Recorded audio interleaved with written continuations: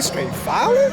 Welcome back to another vlog, guys. Today, I'm gonna teach you about how to stay in the Philippines longer than the average 30 days to where you have to come and then make a passport run eventually before your 30 days are up. Go to Thailand, Vietnam, and then come back and get another 30 days.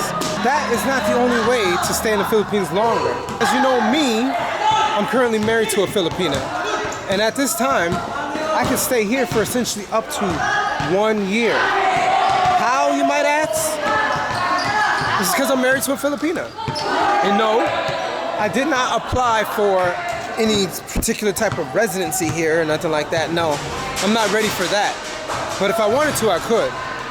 What I did was I applied for a program called Balikbayan. No, I'm not referring to the Balikbayan where normally, if you know a Filipino, what they'll do is they'll essentially get like this big cardboard box and then send it back home with a bunch of goods from whatever country that they're in. Yes, that's Balikbayan as well, but I'm not referring to that.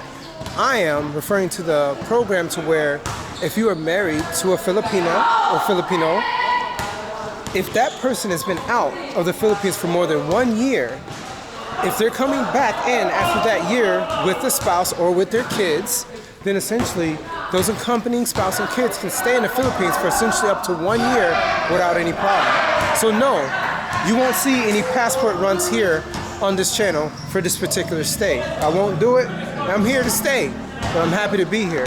Currently here I'm at the Phase 1 basketball court in the Vista Verde village in Cainta, Rizal. As you see, the guys here are playing 5-on-5. Some with shoes, some without. Some have chinelas. I have on chinelas as well. But am I gonna play? Nah, you saw what happened to me in Guatemala. I'm out of shape. So I'm not playing at all. Wow, good job, good job. So, as you see, some come with shoes, some from work or from home, and they essentially just take them out.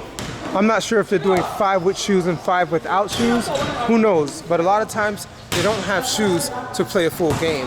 So some will just not have shoes and just run the court. I don't know how they do it. They'll essentially break an ankle. I'm not about that. So I don't know if I would do this or if I would wear my Jordans or not. Who knows? But either way, you know, overall, I want to help you guys out. I want to help all you brothers, you bros, you friends, you foes. I want to help you guys out in knowing information that just not a lot of people know.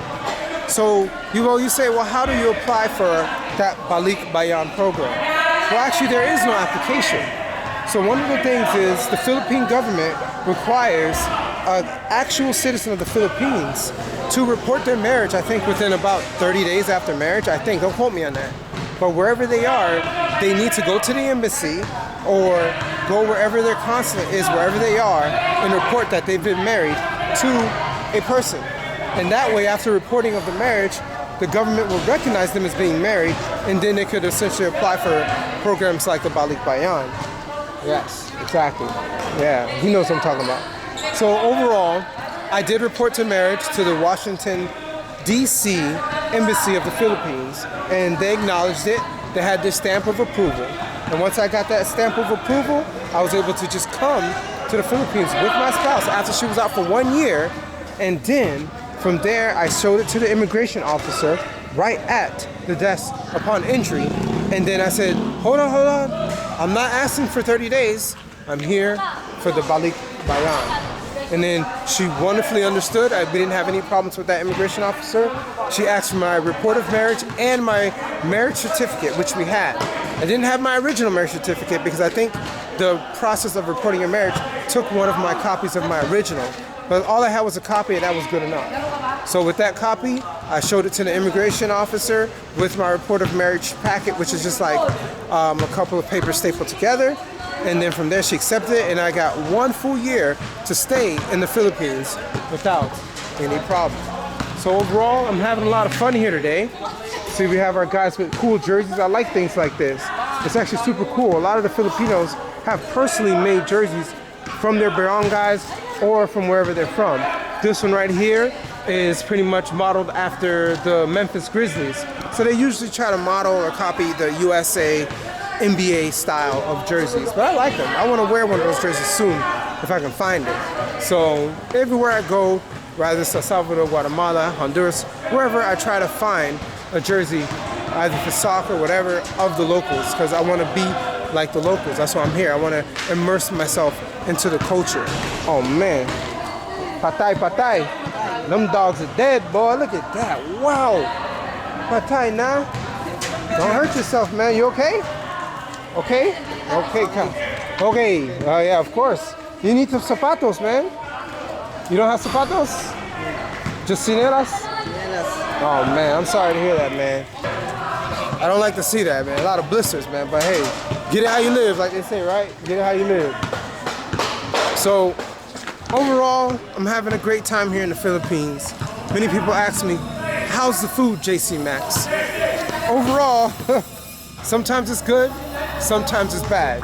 Yesterday, I came upon a situation at a Jollibee where it was not what I expected. Take a look. I decided to bring out the camera because I was like, you know what? Let's explain your experience. Why not? So as soon as I ate the fries, I was like super salty. And the Jollibee chicken sandwich that they have, it seems so undercooked. Like as soon as I bit it, it was like chewy. I was like, I was like, is this supposed to be like this? As you saw from that particular clip, I went through a lot that day, which was essentially yesterday, and it wasn't my great experience. Let me show you more. The other one had like, not pink, but it was like very mushy. I wasn't sure if it was undercooked. Yes, sir. So let's take a look. I'm gonna take one bite now. One bite now. All right, let's do it. It's sir, It's okay. I'm Haitian. You know Haiti? The country Haiti? Isa, dalawa, tatlo. Init. Perfecto. This is good. Look at that heat, boy. I like it. Oh no, there's even more. I appreciate it. Yes, sir. Thank you, sir. Thank you, thank you. All right. All right. Woo. Woo. But it looks better though, too. This is better. This is what I like right now.